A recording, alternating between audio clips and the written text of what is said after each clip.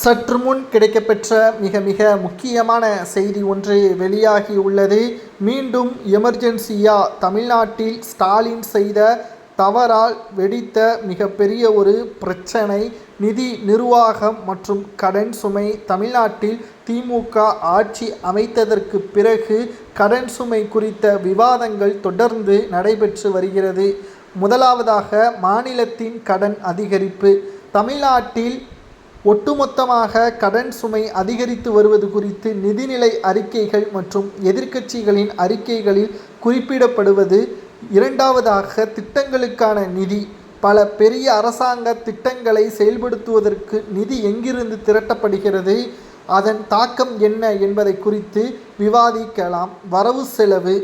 மாநிலத்தின் வரி வருவாய் மற்றும் செலவினங்கள் குறித்து சமீபத்திய பொதுவான புள்ளி விவரங்களையும் ஆராயலாம். அரசு அறிவித்த முக்கிய உட்கட்டமைப்பு மற்றும் வளர்ச்சி திட்டங்களில் தற்போதைய நிலை என்ன? மெட்ரோ ரயில் மற்றும் மேம்பாலங்கள். முக்கிய நகரங்களில் நடந்து வரும் பெரிய உட்கட்டமைப்பு திட்டங்களில் உதாரணமாக சென்னை மெட்ரோ இரண்டாம் கட்ட காலதாமதம் மற்றும் முன்னேற்றங்கள் குறித்து விவாதிக்கலாம். புதிய தொழிற்சாலைகள் மற்றும் முதலீடுகள். உலக முதலீட்டாளர்கள் மாநாடு மற்றும் புதிய தொழிற்சாலைகள் தொடர்பான அரசின் அறிவிப்புகள் எந்த அளவு நடைமுறையில் உள்ளது என்பதை திமுகவால் வெளியிட முடியுமா? அரசியல் மற்றும் நிர்வாக ரீதியான விமர்சனங்களும் எதிர்க்கட்சியினர்கள் முன்வைத்து வருகிறார்கள். அரசு நிர்வாகம் குறித்து எதிர்க்கட்சிகள் மற்றும் சமூக ஆர்வலர்கள் எழுப்பும் பொதுவான குற்றச்சாட்டுகள் சட்ட ஒழுங்குதான்.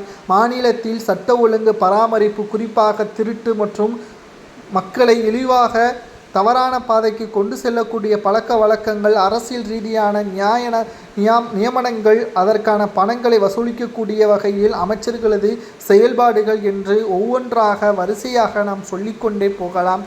திமுக ஆட்சி அமைந்ததற்கு பிறகு தமிழ்நாட்டின் கடன் சுமை அதிகமாகத்தான் மாறிக்கொண்டுள்ளது.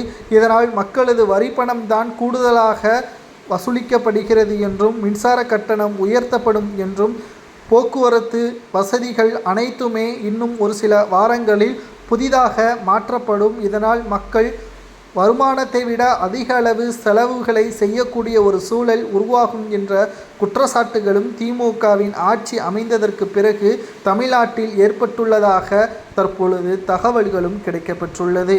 இதனால் மீண்டும் தமிழ்நாட்டில் எமர்ஜென்சி அறிமுகப்படுத்தலாம். மத்திய அரசால் கடன் சுமை அதிகரித்து கொண்டிருக்கிறது. தமிழ்நாட்டில் திமுகவின் ஆட்சி என்பது மிகவும் மோசமாக மாறிக்கொண்டிருக்கிறது என்ற குற்றச்சாட்டுகள் சரியா தவறா? எமர்ஜென்சி தமிழ்நாட்டில் அமல்படுத்தப்படலாமா வேண்டாமா என்பதை மக்களாகிய உங்களது கருத்துக்களை கூறுங்கள்.